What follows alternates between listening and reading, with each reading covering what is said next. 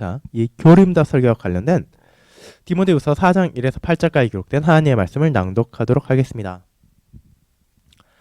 하나님 앞과 살아있는 자와 죽은 자를 심판하실 그리스도 예수 앞에서 그가 나타나실 것과 그의 나라를 두고 엄히 명하노니 너는 말씀을 전파하라. 때를 얻든지 못 얻든지 항상 힘쓰라. 범사에 오래 참과 가르침으로 경책하며 경계하며 권하라. 때가 이르리니 사람이 바른 교훈을 받지 아니하며 귀가 가려워서 자기의 사욕을 따를 승을 많이 두고 또 그 길을 진리에서 돌이켜 허탄한 이야기를 따르리라. 그러나 너는 모든 일에 신중하여 고난을 받으며 전도자의 일을 하면 내 직무를 다하라. 전제와 같이 내가 벌써 부어지고 나의 떠날 시각이 가까웠도다. 나는 선한 싸움을 싸우고 나의 달려갈 길을 마치고 믿음을 지켰으니 이제 후로는 나를 위하여 의의 면류관이 예비되었으므로 곧 의로우신 재판장이 그날에 내게 주실 것이며 내게만 아니라 주의 나타나심을 사모하는 모든 자에게도니라. 아멘. 오늘 이 교림답 설교 이 기고문 관련해서 이제 특별히 우리가 살펴볼 부분은 3절에 나오는 부분 그리고 4절에 나오는 부분입니다. 왜 사람들이 교림답 설교를 거부하는지 그리고 그것이 어떤 이유인지를 어떻게 설명한지를 다시 한번 마음에 새겨보시기 바랍니다. 그러면 교림답 설교 1번 기고문을 살펴보는 시간을 가지도록 하겠습니다. 배포된 자료 1쪽을 펼쳐주시기 바랍니다. 교림답 설교 1번 1970년 5월 29일과 6월 12일에 밴드룬 교수님께서 캐나다 교육교 신학교의 목회학 은퇴 교수이신 밴드룬 교수님께서 기고하신 것을 제가 번역한 부분입니다. 이제 함께 나누도록 하겠습니다. 교림답 설교 1. 중요성. 비록 개혁교회 신자로서 우리가 교림답 설교를 당연하게 여기는 경향이 있지만 이것의 중요성은 숙고할 가치가 있습니다. 우리가 듣는 설교관들 절반은 교리문답에 대한 것이기 때문입니다. 이 표현이 정확한지에 대해서는 후에 논의하도록 하겠습니다. 만약 한 목사가 40년 동안 목회를 하고 그의 소명을 마친다고 한다면 그는 최소한 2000편 정도의 교림답 설교에 관한 설교를 이 또 다른 표현에 대해서는 잠시 후에 다루도록 하겠습니다. 전달했을 것입니다. 우리가 상호간에 합의한 교회 질서 제68항은 설교의 절반을 그와 같이 준비해야 되고 성도들은 이를 들어야 한다고 명시합니다. 그렇게 이와 같이 전체 설교의 절반의 비중을 가진 것은 목사에게나 성도에게나 강단에 선 사람이나 회중석에 앉은 사람에게나 모두 중요하기에 자세히 살필 필요가 있습니다. 그렇다면 우리는 어째서 그와 같은 의무에 매여 있습니까? 그것이 성경적인 합의입니까? 교회 안에는 오직 하나님의 말씀만 있어야 한다는 것이 사실 아닙니까? 자, 이 중요성에서는 1976년에 이미 교림답 설교를 당연시하지 않은 사람들이 있다는 것을 암시하고 있습니다. 그리고 실제로 교회 질서에 나와 있는 대로 목사의 설교 2번 가운데 한 번은 교림답 설교이기에 그 설교를 전파하는 목사에게나 그 설교를 듣는 성도에게나 그것의 중요성이 결코 망각되어서는 안 된다는 것을 알려주는 것입니다. 그럼 이제 두 번째로 나아가겠습니다. 더 이상 당연하지 않은 것. 우리가 교림답 설교를 당연하다고 여긴다고 말하기 시작했지만 오늘날에도 1976년입니다. 정말로 그렇습니까? 그에 대한 답은 이와 같은 설교는 마땅히 의심해 보아야 한다는 것으로 찾아올 것이고 우리 즉 개혁교회 안에서도 그러할 것입니다. 심지어 우리는 최근 들어 다시 말씀드리면 1976년입니다. 이에 대한 혐오감을 마주했을 뿐 아니라 이를 넘어 교림답 설교를 거부한 이들도 보게 되었습니다. 그런 방식으로 많은 이들은 우리가 살고 있는 시대의 사조, 모든 확립된 양식들은 의심해야 한다는 생각에 따르고 있는 것입니다. 저는 이런 생각의 이유를 몇 가지 보았습니다. 첫째, 이 방식의 설교에 대한 오해입니다. 물론 이는 교림답에 대한 혹은 교리문답에 관한 설교를 말합니다. 그런데 말씀 봉사자들이 스스로 그와 같은 의무에 얽매일 수 있습니까? 그들을 향한 청빙서에 기록된 요구 가운데는 말씀을 선포하고 오직 순수한 말씀만을 전해야 한다는 것이 있지 않습니까? 말씀은 신적인 영감을 받은 것입니다.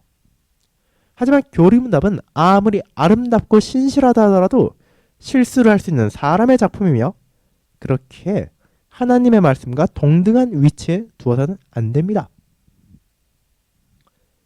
두 번째, 또 다른 원인 중 하나는 교리문답이 마치 영감을 받은 것처럼 다루어 설교에서 성경의 본문을 설명하고 적용하는 것과 정확하게 동일한 방식으로 교리문답의 본문을 설명하고 적용하는 목사들에게 기반하고 있을지 모릅니다. 그것은 우리가 가진 고백서의 제7항, 우리는 아무리 거룩한 사람이었다고 해도 사람의 글을 하나님의 성경과 동등한 가치에 있다고 여겨서는 안 된다는 것에 반대되는 것 아닙니까? 교리문답 영감받지 않았습니다. 그러므로 이는 성경의 본문이 설교 본문으로 다루어지는 것과 동일한 방식으로 설교 본문이 되어서는 안 됩니다. 제가 두려워하는 교리문답이 더 이상 모든 이들에게 당연하게 받아들여지지 않는 다른 종류의 이유는 바울이 디모데를 향한 디모데후서 4장 3, 4절에 언급한 것입니다. 때가 이르리니 사람이 바른 교훈을 받지 아니하며 귀가 가려워서 자기의 사욕을 따를 스승을 많이 두고 또 그 길을 진리에서 돌이켜 허탄한 이야기를 따르리라. 앞선 이유와 깊은 연관을 가지고 있는 일부 사람들이 교리문답 설교를 거부하고 심지어 자녀 교리반에서 가르치는 것까지 거부하는 또 다른 이유는 그들이 기록되지 않은 교리문답, 즉 잘못된 가르침에 빠진 희생자라는 것입니다. 그들은 이런저런 이단들의 가르침에 빠진 희생자입니다. 그들 가운데 종종 지도자의 독재적인 강압에 의해서 이단적인 교리와 융합해 성경의 진리가 강탈되어 버리는 경우가 있습니다. 여호와의 증인, 제7일 안식일, 예수재림교회, 침례교회, 형제단과 같은 이단들이 그런 영향을 끼칩니다. 그들의 정신이 그와 같은 이단적 세뇌에 빠졌기에 바울이 말한 대로 바른 교훈을 받지 아니하며 허탄한 이야기를 따르게 되는 것입니다. 마지막으로 교리문답 설교가 더 이상 당연하지 않게 된 이유는 개혁교회 신자들이 대체적으로 성경보다 교리문답에 대해 더 잘 알고 있다는, 그리고 심지어 심적으로도 더 기울어져 있다는 비난입니다. 그들은 교리문답이 어떻게 성경 안에서 증거되는지를 잘 알지 못할 뿐 아니라 그것들을 연결하지 못합니다.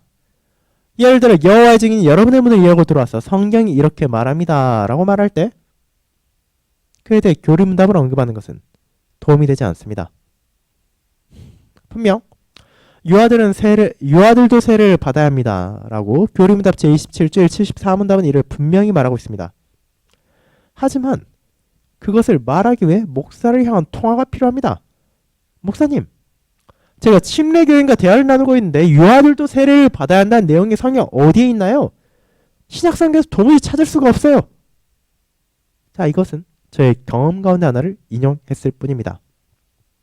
자, 여기 나온 5가지 이유들은 그것들이 합당하다는 것이 아니라 교리문답 설교를 반대하는 사람들이 이렇게 주장한다는 것입니다. 이 점을 기억하시기 바랍니다. 어떤 사람들은 이와 같은 개탄스러운 상황이 교리문답이 가르침에서만이 아니라 설교에서도 너무 강조되었기 때문이라고 말합니다. 그들은 목사들이 자녀 교리반에서 교리문답이 아니라 성경을 가르쳐야 한다고 주장합니다. 그리고 이름도 성경반으로 바꿔야 한다고 말입니다. 이 모든 것들의 결론은 교회 질서 제68항을 유지하는 것, 이에 대해선 잠시 후에 자세히 다루겠습니다. 는 첫째, 사람의 저작물에 불과하다는 것이며 그러므로 이는 견딜 수 없는 멍에에 불과하다는 것입니다. 마지막으로 그것이 교리문답으로 하여금 성경을 대체하는 경향이 있다고까지 말합니다. 그러므로 여러분은 이와 같은 교리문답 설교의 현상을 함께 공부하는 것이 필요한 것이라는 점을 동의할 것입니다. 이제 함께 교리문답 설교가 그럼 무엇인지를 찾아보도록 합시다. 그리고 그것이 무엇이 되어야 하는지를 알아봅시다. 그리고 어째서 그것이 그토록 중요하여 유지되어야 하는지를 살펴봅시다. 마지막으로 어떻게 그것이 이루어져야 하는지에 대한 몇 가지 제언도 나누도록 하겠습니다. 자, 그러니 이와 같은 반박들이 있기 때문에 우리는 교리문답 설교를 그저 당연하게 여기는 것이 아니라 그것을 왜 우리가 가지고 있는지, 그것이 왜 유지되어야 하는지, 그것의 근거는 무엇인지를 알아야 한다는 것입니다. 그리고 이것은 비단 1976년만이 아니라 오늘날에도 마찬가지입니다. 여러분이 교리임답 설교를 가지고 있지 않은 장로교회 지인들, 친구들과 만날 때, 혹은 다른 교단에 속한 이들과 만날 때 왜 우리가 교리임답 설교를 가지고 있는지 그에 대한 이유를 충분히 얘기할 수 있어야 된다는 것입니다. 왜냐하면 그것이 사소한 것이 아니라 공적인 설교, 2번 가운데 한 번을 차지하고 있는 중요한 것이며 공적인 예배 가운데 속한 것이기에 우리는 그것이 왜 유지되는지를 충분히 이해할 필요가 있기 때문입니다. 자, 그럼 그 역사에 대해 알아보도록 하겠습니다. 역사가 더 이상 중요하지 않다는 오늘날의 시대적인 조류에도 불구하고 우리는 어떤 주제를 다룰 때 먼저 과거를 돌아보는 것이 항상 지혜롭고 도움이 된다는 것을 믿습니다. 그리고 교리임답 설교 역시 역사를 가지고 있습니다. 이와 같은 방식의 설교와 가르침의 시작은 종교개혁 시대보다 훨씬 오래되었습니다. 비록 그 시대가 교리임답에 있어서도 황금기였다는 것이 사실임에도 불구하고 말입니다. 이스라엘 백성들이 포로기로부터 귀환했을 때 회당 내에서 이미 교리문답의 체계가 가르침만이 아니라 설교 안에서도 개발되고 있었습니다. 그리고 그때로부터 교리문답의 방식은 놀라울 정도로 교회 역사 안에서 계속되었습니다. 그와 같은 초창기의 종교적 가르침 4가지 근본이라 제가 부르는 것을 중심으로 이루어졌습니다. 어린 유대인들은 여전히 우리의 교리문답의 본문을 구성하는 4가지 주제에 대해 배웠습니다. 물론 그 당시 계시와 구속 역사의 관계로 이와 같은 4가지는 조금씩 달랐습니다. 자, 회당은 다음과 같은 것들을 가르쳤습니다. 첫 번째, 신경. 성경적 문장을 다음과 같은 표제와 조합했습니다. 이스라엘아 들어라! 여호와 우리의 하나님이 주님이시다. 두 번째, 율법. 우리 교리문답 제33주일부터 제44주일과 동일합니다. 기도. 그 당시에는 18기도라 불렸습니다. 왜냐하면 그것이 18개의 문장 혹은 간구로 이루어졌기 때문입니다. 그리고 마지막으로 성례. 물론 구약의 성례에 관한 것이었습니다. 유월절과 다른 절기들, 그리고 성전에서의 제사와 예전들에 대해 다루었습니다. 그와 동일한 4가지 근본들이 이제 신약에 적합한 방식을 갖추어 기독교적인 설교와 가르침의 요약과 내용으로 초대교회에서 발견되었습니다. 이제 그것들은 사도신경, 신약의 성례들, 십계명, 주기도문이 되었습니다. 그와 같은 것들은 교회 안의 변절에도 불구하고 중세까지 보존되었습니다. 자, 그런 다음 무슨 일이 일어난지를 보십시오. 종교개혁은 완전히 새로운 것을 시작한 것이 아닙니다. 분명 수많은 교리문답들은 16세기에 작성되었습니다. 그리고 그중 오직 일부만이 계속해서 살아남았습니다. 하지만 어떤 방식으로든 개혁교회나 장로교회만이 아니라 루터교회에서도 그것들은 모두 순서는 달라질지언정 4가지 근본을 토대로 만들어졌습니다. 우리의 교리문답은 이와 같은 방식을 가지고 있습니다. 첫 번째 사도신경, 두 번째 성례, 세 번째 언약의 10가지 말씀, 네 번째 주기도문, 그리고 그에 대한 서론과 몇 개의 연결하는 주일들이 그것입니다. 그렇다면 이제 왜 그와 같은 것들이 교리문답 설교에 대한 기고문에서 언급되는지에 대한 이유를 살펴봅시다. 하이델베르 교리문답. 자, 우리는 이 교리문답을 한정해서 이 기고문에서 다룰 것입니다. 이 교리문답은 2를 넘어 심지어 3가지나 되는 구분되는 목적들을 가지고 기록되었습니다. 첫 번째, 젊은 세대들을 가르치기 위한 길잡이로 작성되었습니다. 이런 이유로 이 교리문답은 질문과 답변의 형식을 취했습니다. 두 번째, 오후 예배 설교를 위한 프로그램으로 작성되었습니다. 이런 이유로 이는 52개의 장으로 구분됩니다. 셋째, 하이델베르그 안에서 칼빈주의자들과 쯔빙글리주의자들, 그리고 필리파 루터주의자들, 이 사람들은 성례 교리에 대해 루터보다 필름 멜랑크톤에 가깝던 루터주의자들 말합니다. 이 사람들을 화해시키기 위해 작성되었습니다. 그와 같은 이유로 승천, 성찬, 칭의와 같은 특정한 교리들에 많은 관심을 두었습니다. 자, 이제 우리는 특별히 그 가운데 2번째 목적, 설교를 위한 프로그램으로 제공되었다는 것에 많은 관심을 가집니다. 이제 교리응답 설교가 언제 시작되었는지를 보도록 합시다.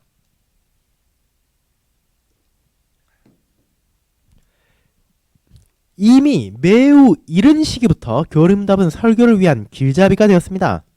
마틴 루터는 중세시대까지 4가지 근본들 안에 보존된 진리를 지지하기 위한 방편으로 1553년 위텐베르그에서 교리응답 설교를 시작했습니다. 칼빈의 동역자 블링건은 이미 1532년에 교리응답 설교를 시작했습니다. 영국 런던에서 모인 네덜란드 난민교회에서 라스코는 제네바 교리응답에 대한 설교를 1550년부터 시작했고, 그것은 하이델베르 교리응답이 출판된 1563년 하이델베르 교리응답으로 대체되었습니다. 네덜란드에서는 1566년 피터 가브리엘 목사에 의해 암스테르담에서 오후 설교를 위해 처음으로 사용되었고, 그것을 많은 목사들이 뒤따랐습니다. 즉, 이 교리응답 설교는 이미 450년이 넘는 역사를 가지고 있다는 것입니다. 즉, 우리가 가지고 있는 교리응답의 형태를 기반으로 한 설교를 말하는 것입니다. 1571년 도르트 총회가 소집되었을 때 두 번째로 기록된 의사록 항목이 바로 교리응답 설교였습니다. 그 정도로 중요하다는 것입니다. 1618년부터 19년까지 모였던 도르트 총회에서 이어지는 모든 회의들을 통해 교회 질서가 오늘날의 형태로 완성되었으며, 이와 같은 방식의 설교에 대한 규칙인 제68항이 포함되었습니다. 그들은 때때로 도움 없이 교리응답 설교를 시행하기 어려운 목회자들의 유익을 위해 그에 관한 책들을 제공하기도 했습니다. 그렇게 매주일 교리응답이 설교되어야 한다는 규칙인 제68항은 그것이 완전히 이루어질 때까지 성장해 갔습니다.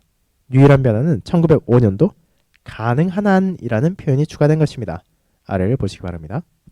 이제 우리가 그 항목을 살펴볼 필요가 있습니다. 이것은 1968년 우리 교회가 가진 유일한 항목에 대한 번역 초안입니다. 자, 이것은 1968년 캐나다 교육교회 교회 질서 68항입니다. 지금은 약간 바뀌었습니다.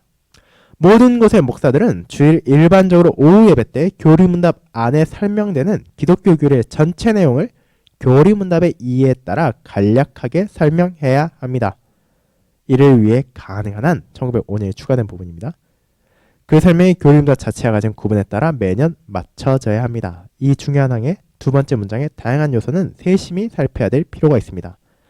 자, 이것은 캐나다 개혁교회가 1968년에 가졌던 교회 질서 68항입니다. 그럼 우리 교회는 어떻습니까? 여러분이 허승길 박사님이 기록하신 RCK의 교회 질서에 관한 개혁교회 교회 질서 책을 가지고 있다면 그 52조 2항에서 이와 아주 유사한 부분을 볼 수 있습니다. 현재 한국개혁교회 교회 질서 제52조 2항은 다음과 같습니다. 주일마다 두 예배 중 하나에서 목사는 정상적으로 차례에 따라 하이델베르 교리문답에 요약된 대로의 말씀을 설교해야 한다라고 말입니다. 자, 그렇게 이것은 결코 남의 이야기 아닙니다. 우리 교회도 이에 대한 교회 질서를 가지고 있기에 이 필요성을 기억하고 그 근거를 알아야 될 필요가 있는 것입니다.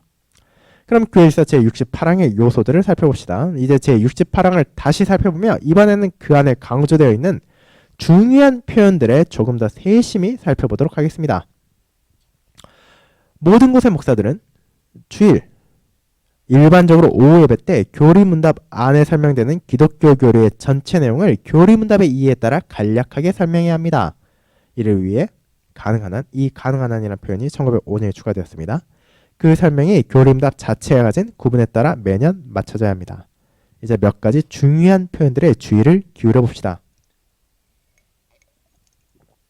일반적으로 오후 예배 때. 자, 우리 교회 질서에선 이 부분이 정상적으로라 나와 있습니다.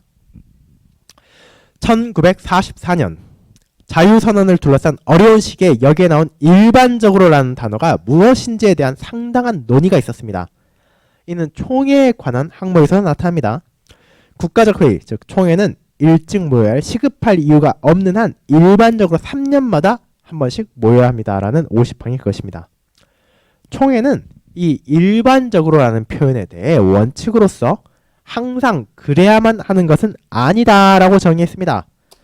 그것은 스네크 위트라르트 총회가 3년이 넘어서도 진행되고 있었어요. 즉 총회가 한번 모였는데 그것이 3년 동안 계속 진행되어 버렸다는 것입니다.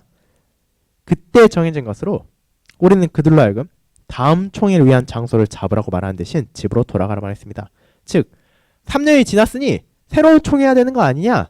자, 이제 바로 새로운 총회를 위한 장소 잡자라고 말하는 것이 아니라 이 총회가 이미 3년이 지났기 때문에 일단 집으로 돌아가라고 말한 것입니다. 우리로 하여금 총회를 빠르게 열게 만들 긴급한 이유가 분명 있을 수는 있지만 늦게 열 수는 없습니다. 그러므로 회복파 사람들은 일반적으로의 의미를 원칙에 따라서라고 말합니다. 이것은 우리가 동의한 원칙이며 우리는 그것을 지켜야 합니다. 제가 이를 언급한 이유는 교회들이 제68항 일반적으로라는 의미를 제50항에 나오는 것과 다르게 완화하여 받아들이는 것을 경고하기 위해서입니다. 교림자 설교는 누구나 원하기만 한다면 자신의 기쁨에 따라 회피할 수 있는 원칙으로서가 아니라 원칙에 따라서 오후에 선포되어야 합니다. 저는 예전에 오후 예배의 특별한 성격에 대한 기고문을 작성한 적이 있으며 그 이유는 정확히 제68항의 원칙 때문이었습니다. 저는 그것을 다시 말할 생각은 없지만 여전히 그 생각을 견지하고 있습니다. 이는 오후 예배 설교는 오전 예배의 설교와 어느 정도 다른 성격을 가지고 있다는 점입니다. 오후 예배 설교는 두 방향으로 나아갑니다. 하나님의 말씀이 선포되지만 동시에 성도로서 우리는 그것을 교리문답 안의 표현들로 고백해야 합니다. 블록 목사님이 그의 교리문답 설교책에 붙인 이름과도 같습니다. 그것은 벨라덴 벨로펜, 고백한 약속들입니다. 즉 우리가 고백한 약속들이 이 교리문답 안에 있다는 것입니다. 우리는 그 안에서 주님의 약속들이 선포되는 것을 봅니다. 그리고 동시에 우리는 단순히 그것을 선포를 들을 뿐 아니라 우리 또한 그것을 고백합니다. 즉 그렇게 이 설교는 두 가지 방향을 가지고 있다는 것입니다. 결론적으로 교회는 마땅히 교림답 설교가 오후에 선포되어야 한다는 이 원칙을 고수해야 합니다. 우리는 나름의 이유를 가지고 교림답 설교를 오후 대신 오전에 시행하는 것으로 바꾼 교회들을 알고 있습니다. 하지만 이는 받아들여진 원칙에 따른 것은 아닙니다. 자, 그렇게 여기서 말하고자 하는 것은 무엇입니까? 물론 우리 개혁교회 교회 질서는 두 예배 중 하나라고 표현을 바꿈을 통해서 오전이든 오후가 되었든 당회가 직접 필요에 따라 결정하여 하이델베르 교림답 설교를 할 수 있다는 것을 말하고 있습니다. 그런데 당시 캐나다 개혁교회 같은 경우에는 제68항에서 분명히 일반적으로 오후 예배 때라고 되어 있기 때문에 가능하다면 최대한 그 원칙에 따라서 오후 예배 때 교림답 설교를 따르는 것이 바르다는 것을 말하고 있는 것입니다. 자, 그러면 이제 다음번을 보도록 합시다. 늦게 시작된 교리반. 이 문맥에서 우리가 먼저 말해야 하는 것은 여러분이 잘 알고 있는 교리반이 등장한 것은 아주 늦은 시점이라는 것입니다. 이것은 교림답 설교가 오랜 역사를 가진 것과는 다릅니다. 독자들은 어쩌면 그것이 19세기 중반이 되어서야 특정한 교회의 교리반이 현실화되었고 그 이전엔 존재하지 않았다는 것에 놀랄 수도 있습니다. 존 칼빈이 기틀을 다치고 1618년 19년에 돌트 총회에 의해 계속된 것은 교리를 가르치는 데 있어 가정, 학교, 교회가 그 순서에 따라 함께 한다는 것입니다. 즉 부모들이 먼저 자기 자녀들을 가정에서 가르쳐야 했습니다. 그와 같은 목적으로 소교리문답을 준비하도록 결정되었고 1580년 혹은 1585년 전후에 그것은 하이델베르크에 발행되었지만 우리는 그것을 받아들이지 않았습니다. 그리고 1610년 미델베르흐에 파켈루스 목사가 잘 알려진 기호를 발간했지만 다행히도 이것은 단 한 번도 공식적으로 받아들여지지 않았습니다. 자, 부모가 자녀들을 가정에서 가르쳐야 할 의무를 먼저 가지고 있기에 그를 도와줄 여러 가지 방안들도 나왔다는 것을 말하고 있습니다. 자, 두 번째로 학교는 가정에서의 기초적인 교육에서 이어지는 역할을 합니다. 교회에서 제21항은 다음과 같이 기록되었습니다. 모든 지역의 당에는 학교의 경건함과 교리문답 안에서 자녀들을 가르칠 수 있는 선한 교사들이 있도록 해야 한다. 그 당시의 학교들은 당회의 감독 아래 있었습니다. 일반적으로 교사들은 토요일 오후에 교림답을 가르쳤고 이는 다음날 오후 예배 때 목회자가 선포할 것과 동일한 주일에 대한 것이었습니다. 그러므로 교회는 오늘날 우리가 가지는 것처럼 특별한 교리반을 가진 대신 주일 오후 어린 자녀와 장성한 신자들을 교림답을 통해 기독교 교리의 전체 내용을 가르쳤습니다. 오늘날 이것은 변했습니다. 1834년의 분리 이후 목사의 교림답을 가르쳐야 할 필요성이 느껴졌습니다. 물론 그럼에도 학교가 더 이상 어떤 책무도 가지지 않는다는 의미는 아닙니다. 하지만 교회 건물 안에서의 교리반이 나타났다고 해서 교회에서의 교림답 설교가 폐지되진 않았습니다. 그와 같은 방식의 필요성은 사라지지 않았을 뿐 아니라 오히려 늘어났다고 저는 말할 수 있습니다. 이것은 우리를 다시 한번 제68항으로 돌아가입니다. 간략하게 설명하는 기독교 교리의 전체 내용 교림답의 이해에 따라 부분이 그것입니다. 우리는 이와 같은 세 가지 중요한 표현들을 함께 살펴볼 것입니다.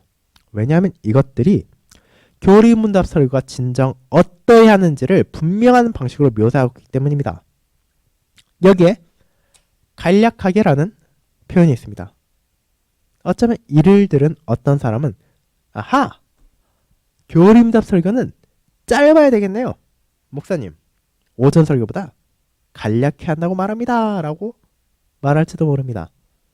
하지만 그것은 완전히 잘못된 결론입니다. 어째서입니까?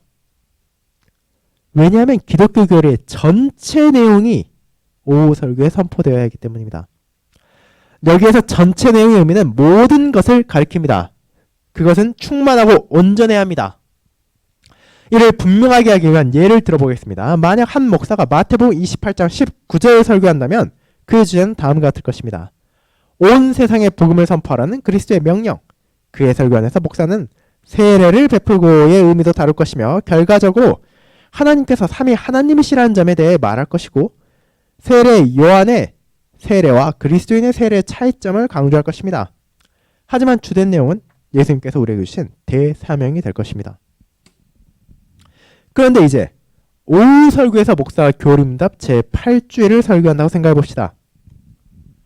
이 세 구별되는 위격들이 하나님의 참되고 영원한 하나님이십니다. 여기에서 그는 마땅히 이 주된 기독교 교리, 참 하나님에 대해 온전하게 전체 내용을 설교해야 합니다. 그는 성도들로 하여금 성경을 살피게 하고 몇몇 본문들을 언급하며 그 결과 하나님께서 자신을 그분의 말씀에서 계시하셨음을 분명하게 해야 합니다. 교림답 제8주일입니다. 다시 한번 그것은 마땅히 우리의 이 전체 내용, 즉 풍성하고 온전한 것이 교리문답방에서 발견되는 것이 아니라는 점을 명확하게 해야 합니다. 그것은 불가능합니다. 그렇게 하려면 교리문답이 성경 그 자체와 마찬가지로 두꺼워지게 될 것입니다. 그러므로 교리문답 제68항은 이 전체 내용이 교리문답의 이해에 따라야 한다고 말합니다. 다르게 말하자면 교리문답은 오직 그것이 말하는 풍성한 기독교 교리의 뼈대만을 제공한다는 것입니다. 목사는 그것의 풍성함을 위해 자신의 양떼를 성경 그 자체의 푸른 초장으로 인도해야 합니다. 하지만 그는 이 과업을 교리문답을 안내서로 사용해서 해야 합니다. 왜 그렇습니까? 간단히 말하자면 우리는 교회로서 우리의 고백서가 성경이 마땅히 이해되어야 하는 방식이라는 것을 동의하고 있기 때문입니다. 여호와의 증인이나 자유자들의 방식 혹은 다른 누군가의 생각에 따르는 것이 아니라 개혁교회 성도로서 우리는 초대교회가 가진 보편신조의 동의에 따라서 이를 받아들이고 이해합니다. 하지만 우리는 여기서 다시 한번 간략하게라는 표현으로 돌아가게 됩니다. 만약 목사가 그의 설교 안에서 성경 안에서 성경의 삼위일체에 대해 칭의에 대해 혹은 다른 교리에 대해 말하는 모든 것들을 반복하려 한다면 그것은 몇 시간에 걸쳐도 부족할 것입니다. 그것은 어쩌면 하루 종일 계속되어야 할 수도 있습니다.